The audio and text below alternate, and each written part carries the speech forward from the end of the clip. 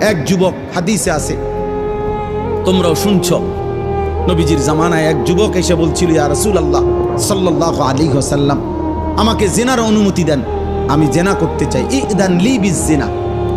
নবীজি তাকে 5টা প্রশ্ন করছে, যুবক কাছে আসো।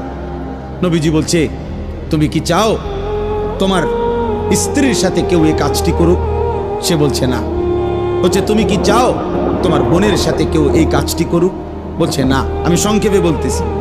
নবীজি বললেন, তুমি কি চাও তোমার মেয়ের সাথে কেউ এই কাজটি করুক? বলছে না।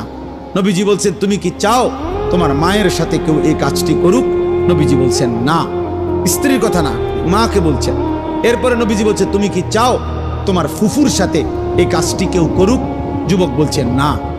নবীজি বলছে, তুমি কি চাও তোমার খালার সাথে কেউ এই জিনা করুক? যুবক বলছে, লা ওয়াল্লাহি জালানি আল্লাহু ফিদাআকা।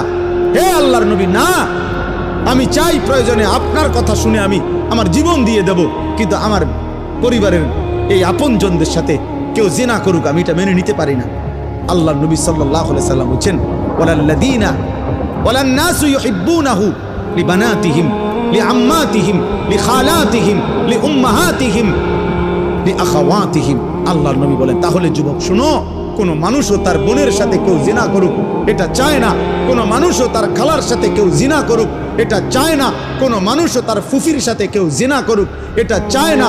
কোনো মানুষও তার মায়ের সাথে কেউ জিনা করুক এটা চায় না। কোনো মানুষও তার মেয়ের সাথে কেউ ব্যভিচার করুক এটা চায় না। তো তুমি কেমনে করবে? যুবক বলছে, ইয়া রাসূলুল্লাহ, আল্লাহর কসম আমি ছেড়ে দিলাম নবী। আহা, এই কথা তো আমি ভাবি নাই এভাবে। আল্লাহর নবী সাল্লাল্লাহু আলাইহি সাল্লাম বলছে, যুবক তুমি আমার কাছে আসো। তো ছেলেটা কাছে আসছে। নবী সাল্লাল্লাহু আলাইহি সাল্লাম তার বুকের মধ্যে হাত মুবারক রেখে বলছে,